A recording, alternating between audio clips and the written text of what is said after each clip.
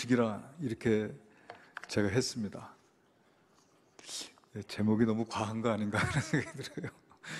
인생 성공 공식을,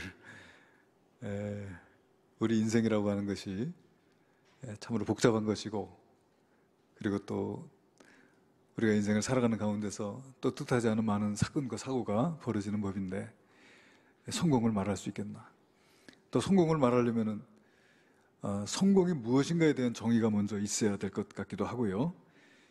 그러나 이제 성경을 읽으면서 성경에서 말씀하시는 인생 성공 공식이 있구나 하는 것을 깨닫게 되고, 그것을 함께 나누려고 하는 것입니다. 제가 사전에서 공식이라고 하는 말을 찾아보니까 증명된 법칙 따위를 수나 문자나 기호로 나타낸 식이다. 공식은 수학이나 과학, 경제학 등에서 어떤 연산을 빠르게 계산해서 그 문제의 해답을 쉽게 구할 수 있도록 하는 식이다. 이렇게 되어 있습니다. 아마 인생을 성공적으로 사는 그런 공식에 대해서 아마 여러 사람들이 이야기한 게 있는 것 같아요. 시진핑이라고 하는 중국의 주석은 100-1은 0이다. 이런 인생의 법칙을 가지고 있더라고요. 그러니까 잘못된 법 하나, 그러니까 잘못된 처리 하나가 이제까지 쌓은 공동탑을 무너뜨릴 수 있다 하는 이런 취지예요, 여러분. 한 가지의 실수가 이제까지 공들여 쌓아온 탑을 무너뜨릴 수 있기 때문에 모든 일처리에 있어서 하나라도 작다고 소홀하게 여겨서는 안 된다 하는 그런 뜻이 여기 담겨져 있는 것 같아요. 이런 법칙을 가지고 살아가고 있습니다. 콜린 파월이라고 하는 전 미 국무장관 콜린 파월이라고 하는 사람은 리더십 지침이라고 하는 책에서 P는 40 다시 70이다. 빼기가 아니고 다시더라고요. 40에서 70이다. P는 그래서요. 그러니까 40에서 70은 뭘 말하냐면은 정보가 정확한 것이냐에 대한 확신이에요. 정보가 정확한 것이냐에 대한 확신이 40%에서 70%가 되면은 행동한다라고 하는 것이죠. 그러니까 이 말 뜻은 뭐냐면 30%의 정확성을 가지고는 일하지 않는다는 거예요. 40%의 정확성은 돼야 일을 한다는 뜻이고요.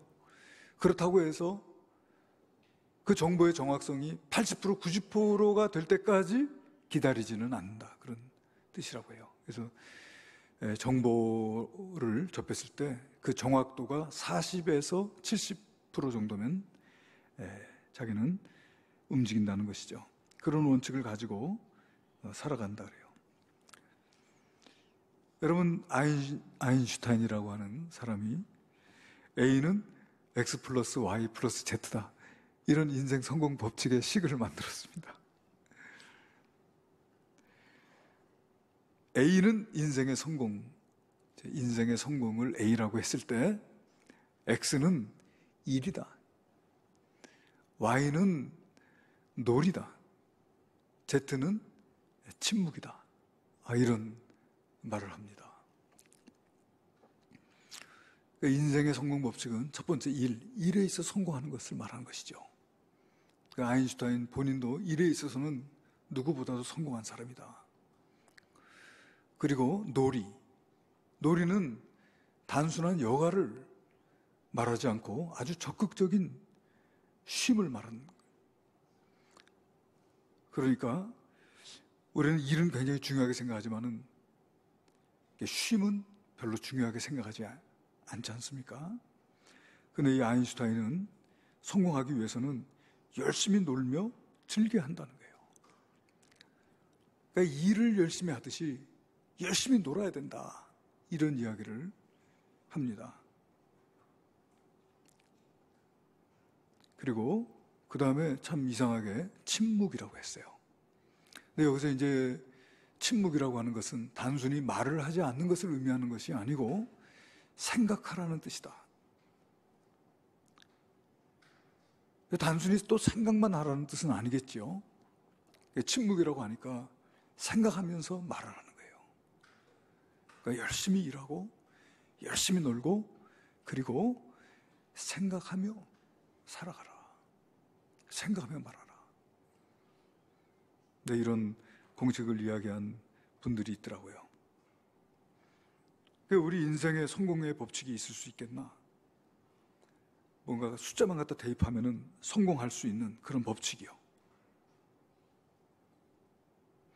먼저 성공에 대한 정의가 있어야 될 것 같습니다. 성공이 뭐냐라고 했을 때 각각 성공에 대한 개념이 다르다. 어떤 사람은 돈을 많이 벌어서 부자가 되는 것을 성공이라고 생각하고, 어떤 사람은 어떤 일, 자기가 맡고 있는 어떤 분야에서 최고가 되는 것, 그것이 성공이라고 생각하는 사람이 있는가 하면은, 어떤 사람은 입신양명을 해가지고 자기 이름을 세상에 내는 것, 이것이 성공이라고 생각하는 사람들이 있고요. 뭐 여러 가지 성공에 대한 개념들이 다르겠습니다. 제가 말씀드리고자 하는 이 성공은 뭐냐면은 성경에서 말하는 성공을 말하는 거예요. 우리 주님께서 요한복음 10장 10절에 보니까 인자가 온 것은 양으로 하여금 생명을 얻게 하고 더 풍성히 얻게 하기 위함이라고 말씀하셨습니다.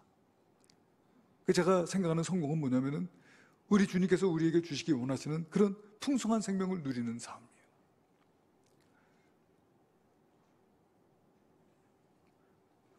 우리 전인적인 건강을 말하죠. 우리 몸과 마음과 우리의 정서, 우리가 맺고 있는 모든 관계, 인간관계, 또 사회 어떤 제도나 법과의 관계, 또 환경과 어떤 생태계와의 관계, 그걸 무엇보다도 하나님과의 관계에 있어서 전인적인 건강, 우리의 삶에 활력이 넘치고 기쁨이 넘치는 삶을 의미하는 거예요. 우리 주님께서 우리에게 그런 전인적인 풍성한 생명을 누릴 수 있는 삶을 우리에게 주시기 원하시는데, 그와 같은 삶을 살아가는 것이죠. 할렐루야. 근데 그와 같은 삶에 대한 그림이 성경에 보면은 여러 그림이 있어요. 무엇보다도 시편 1편에 보게 되면은 신의 물가에 심겨진 나무, 신의 물가에 심은 나무, 그 나무는 시절을 조차 가시를 맺으며 그 잎사귀가 마르지 않는다.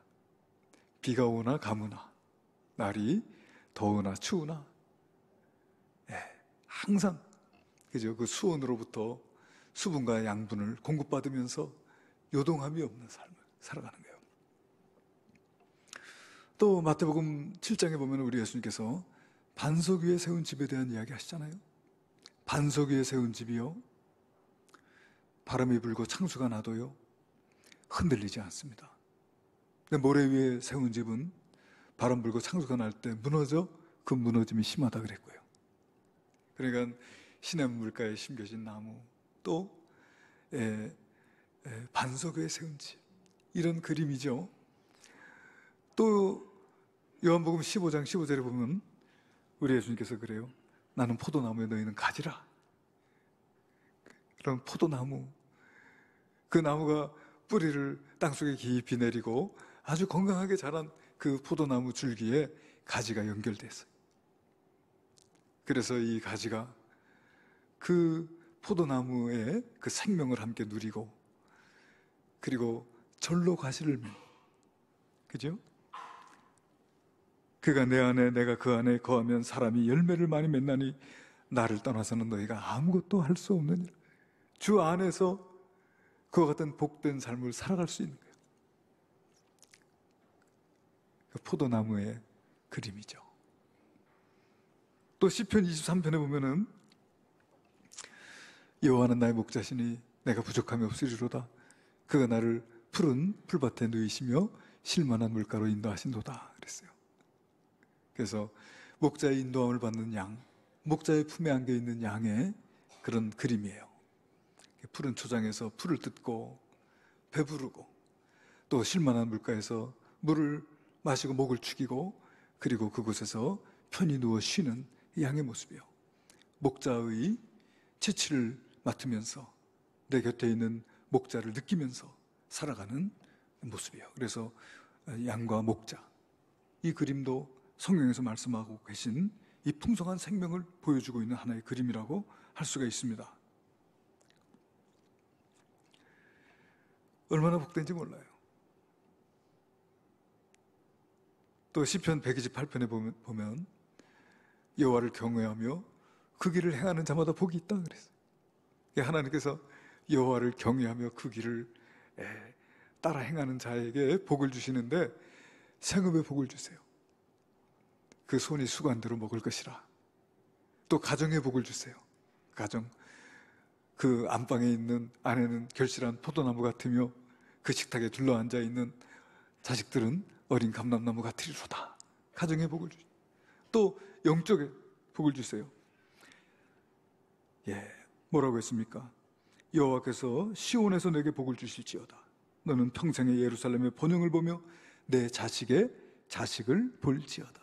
그 하나님께서 주시는 그 복이 또 자손 대대로 이어지는 이런 복을 주신다고 말씀하시고, 또 여호수아서 1장 8절 보게 되면 하나님께서 여호수아에게 그 율법책을 내 입에서 떠나지 말게 하며 주야로 그것을 묵상하여 그 안에 기록된 대로 다치게 행하라. 그리하면 내 길이 평탄하게 될 것이며 내가 형통하리라. 평탄한 삶, 형통한 삶, 이 삶을 하나님께서 하나님의 말씀을 늘 읽고 그 말씀을 순종하여 사는 자에게 주신 약속이에요. 그리고 여러분, 우리가 지금 가정의 달을 지내고 있는데 부모를 공경하는 자, 그렇죠? 내 부모를 공경하라, 내 아버지와 어머니를 공경하라. 이것은 약속에 있는 첫 계명이니 이로써 내가 잘되고 땅에서 장수하리라. 땅에서 잘되고 장수하는 삶을 하나님께서 효도하는 자에게 주십니다. 여러분, 땅에서 잘되고 형통하기를 바라면서 불효하면 미련한 것이죠. 법칙을 잘 모르는 거예요. 부모에게 효도할 때 하나님께서 복을 주신다고 약속하고 계시다는 거예요. 믿습니까?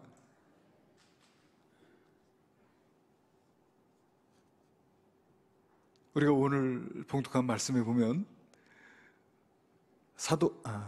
다윗이요. 다윗이 아주 승승장구하고 있는 모습이 기록되고 있습니다. 다윗의 성공이요.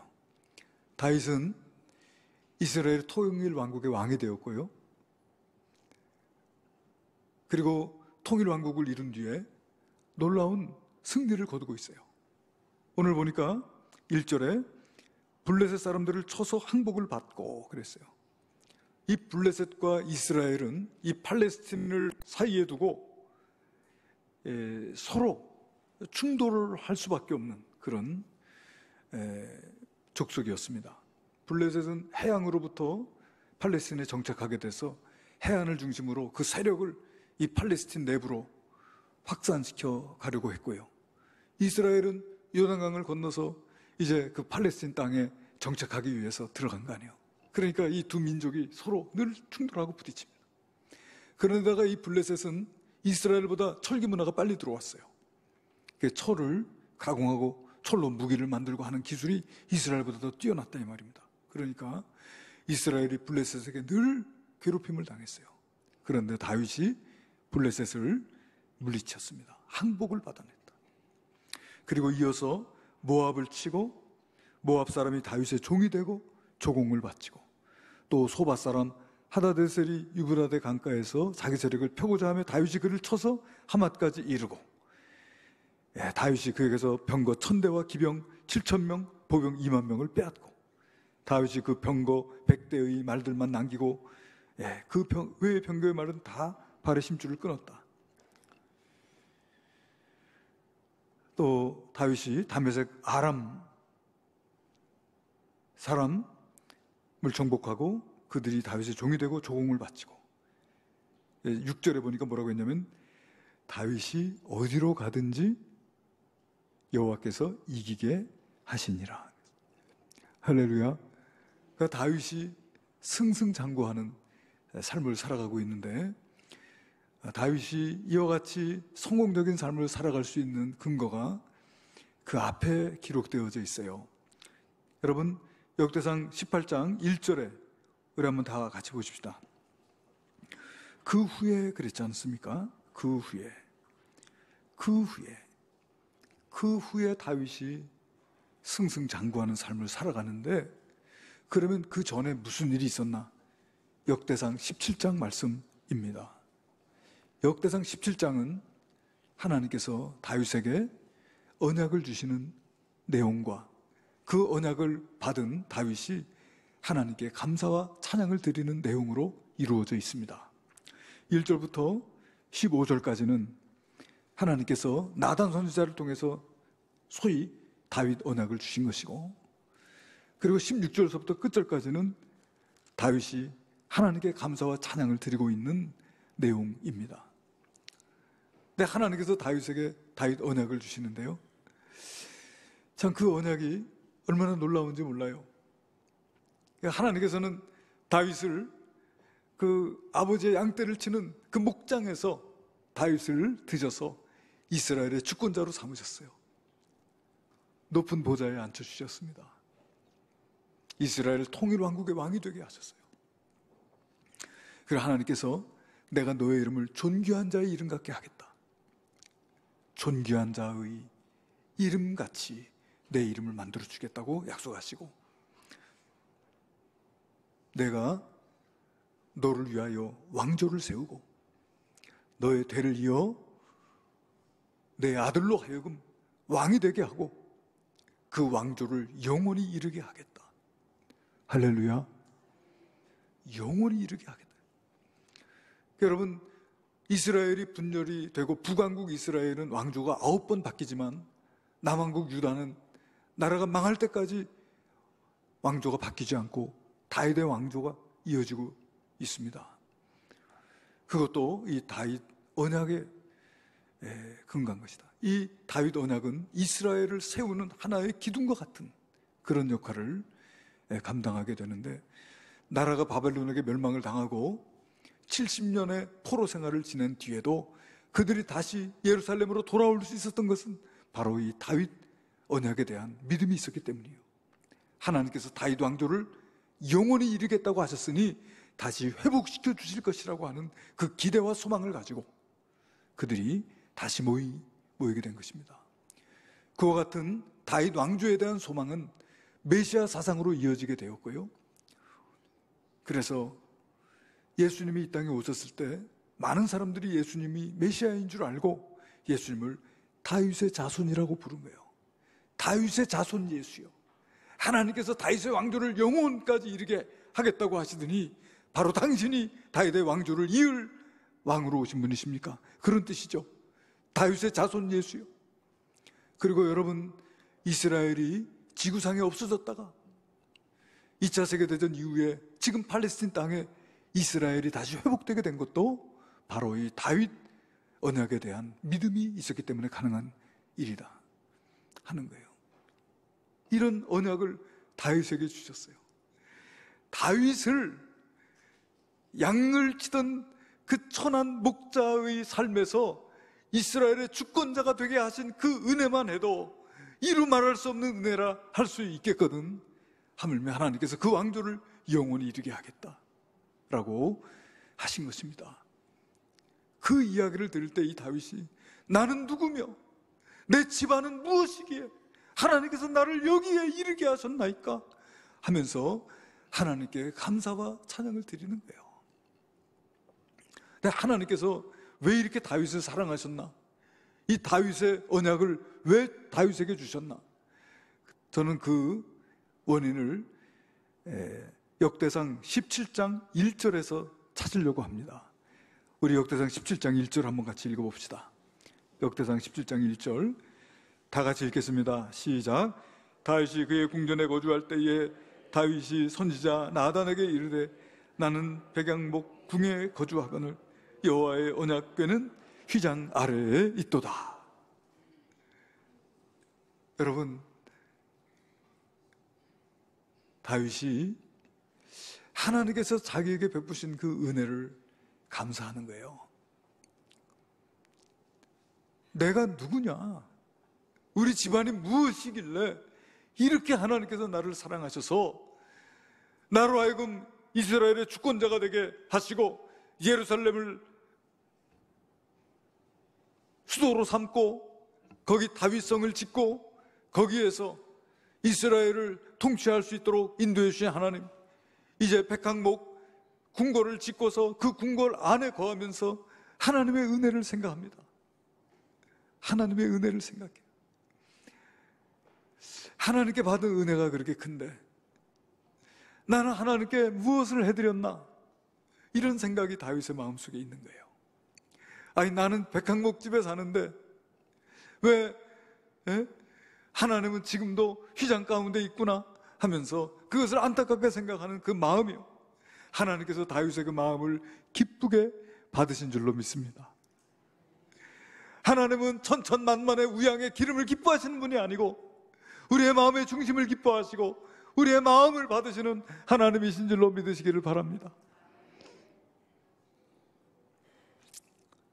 다윗의 그 말씀을 들으시고 하나님께서 다윗에게 나단 선지자를 통해서 이 다윗의 언약을 주신 거예요. 여러분, 이처럼 하나님은 우리의 마음을 기뻐하시고 우리의 마음을 받기를 원하시는 하나님이신 줄로 그렇게 믿으시기를 바랍니다. 여러분, 사울 왕과 다윗이 늘 비교가 되는데요, 사울 왕은 왕이 되기 전에는 썩 괜찮은 사람이었습니다. 그런데 왕이 되고 권력을 맛본 뒤에는 하나님보다도 권력을 더 사랑하는 자가 되었습니다. 하나님을 섬기면서도 하나님의 말씀 앞에 순종하지 못하고 자기의 욕심껏 자기의 생각대로 하나님을 섬기는 거예요. 사무엘상 15장에 하나님께서 아말렉 족속을 진멸하라고 사울에게 명을 하셨는데 하나님의 말씀을 순종해서 전쟁을 치르는 것 같으면서도 실제적인 내용을 들여다보면 하나님의 말씀대로 하지 않고 자기 생각대로 한 거예요. 하나님께서 진멸하라고 하셨거든요. 그 성읍의 남녀와 어린아이와 젖먹이까지 모든 우, 양을 막론하고 다 진멸하라, 그렇게 명령을 하셨는데, 그런데 성경을 읽어보니까 아말렉 왕 아각을 사로잡았다. 그리고 우양 가운데 좋은 것은 남기고 가치 없는 것, 이런 것들은 죽이고, 사실은 그것이 아까운 거예요. 여러분, 하나님의 말씀에 순종하는 것보다도 아주 살진 우양을 더 좋아했습니다. 하나님의 말씀을 순종함으로써 그 하나님과의 온전한 관계를 누리는 것보다 살찐 소와 양이 더 좋았다, 이 말입니다. 그래서 사무엘이, 왕이 하나님께 순종했습니까? 예, 내가 순종해서 내가 싸웠습니다. 그러면 지금 내 귀에 들리는 저 소와 양의 소리는 어떻게 된 것입니까? 하니까 그가 하나님 앞에 회개하지 않고요, 백성들 핑계를 대면서 백성들이 하나님께 제사 드릴 때 쓰려고 좋은 것을 남겨둔 것입니다. 거짓말 둘러대고 거짓말하고 진실하지 않은 그런 모습을 보일 때, 그런 모습이 하나님의 마음에 맞지 않는 것이죠. 그리고 사울이 아말렉과의 전쟁에서 승리를 기념하기 위해서 자기 이름으로 기념비를 세워요. 이런 모습들이 하나님 마음에 맞지 않아요.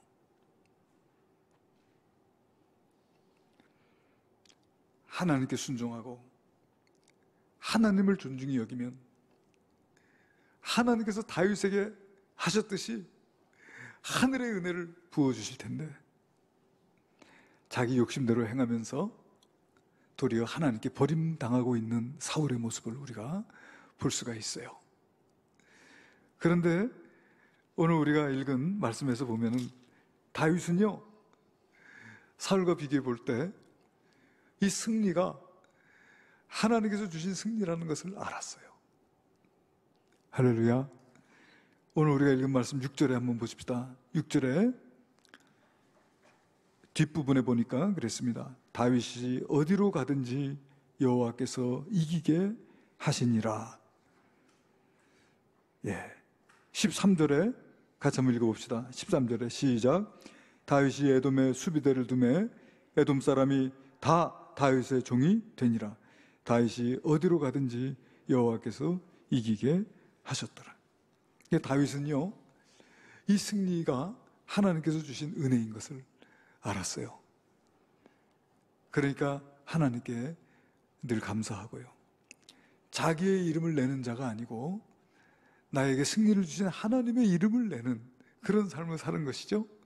그리고 전쟁터에서 얻은 그 모든 전리품들, 그 전리품들을 다윗은 자기의 부를 위해서 그것을 착복한 것이 아니고 하나님을 위해서 내놓았다는 거예요.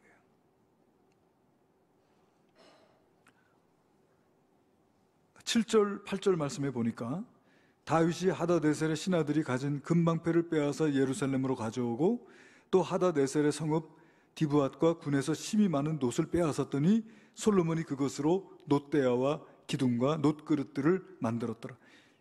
이것은 성전 건축의 재료로 사용했다는 그런 말씀입니다. 그리고 10절 하반절부터 11절에 보면은 그랬습니다. 다윗이 하다네셀을 쳐서 무찔렀음이라. 하도람이 금과 은과 노수 여러 가지 그릇을 가져온지라.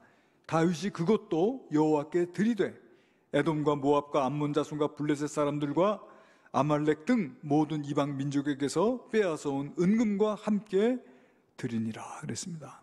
모든 것을 하나님께 드리고 있는 이 다윗의 모습을 볼 수가 있어요. 이 말씀을 통해서 알 수 있는 건 뭐냐면은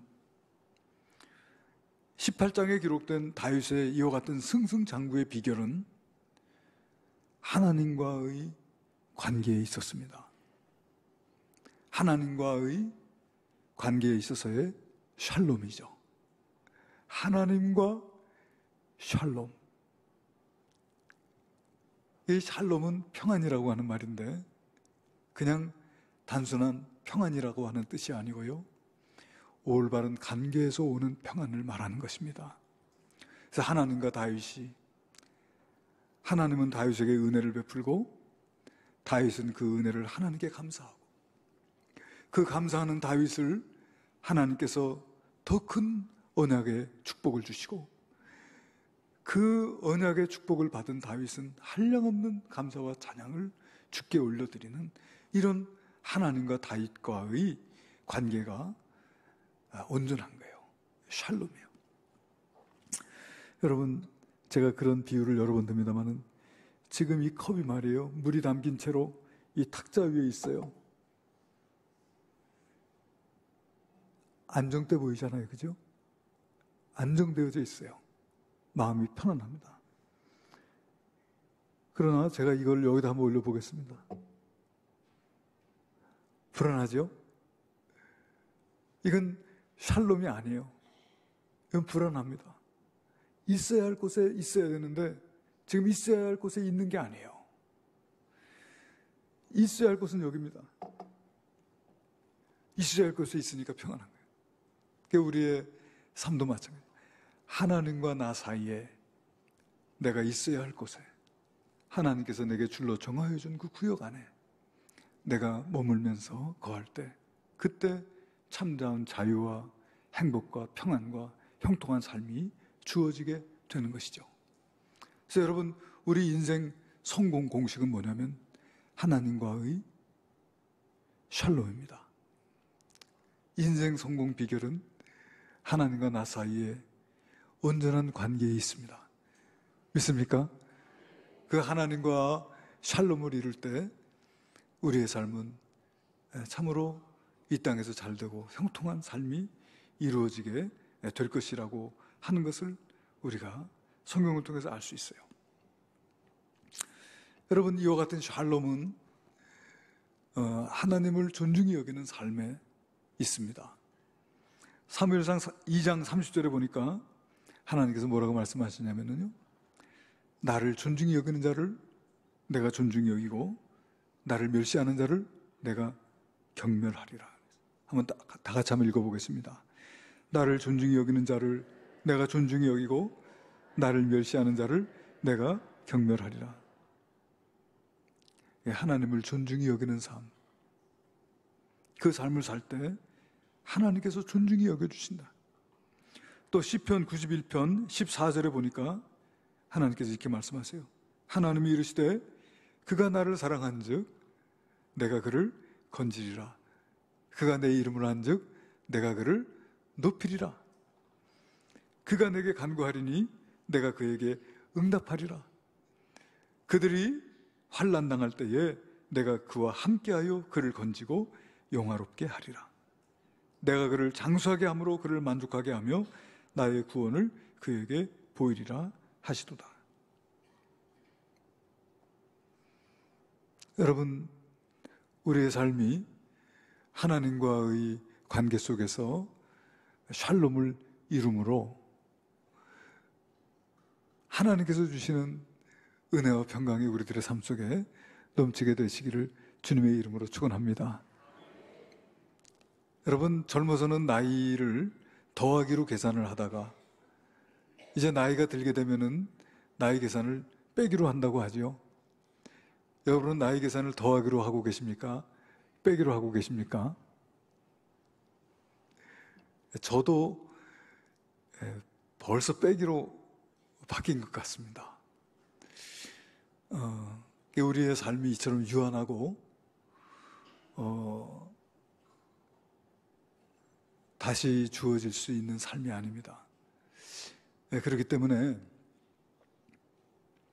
우리의 삶을 잘 살고 우리가 성공적인 삶을 살아야 될 텐데, 이처럼 하나님과의 관계 속에서 샬롬이 이루어지고 하나님을 존중히 여기고 하나님을 사랑하는 그런 삶을 살아갈 때 정말 우리의 인생이 마감하는 그날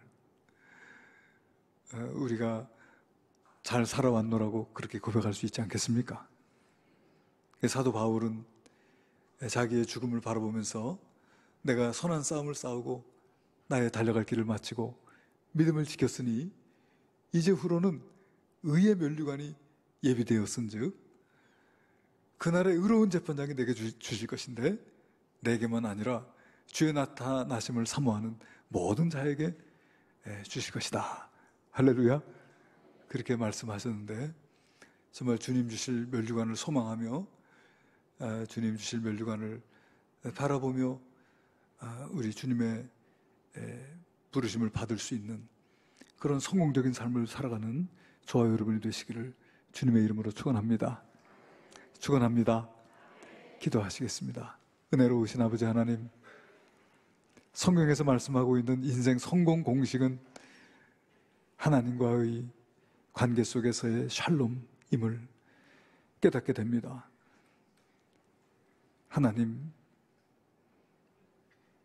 하나님을 존중히 여기고 하나님을 사랑하는 삶을 살 때 하나님의 그 풍성하신 은혜와 사랑, 하나님의 그 길되시고 진리되신 은총을 우리가 덧입게 될 줄로 믿습니다. 아버지 하나님, 우리로 하여금 하나님과의 관계 속에 이 시간 거리끼는 것이 있다면 그걸 주님 앞에 내려놓을 수 있도록 인도하여 주시옵소서.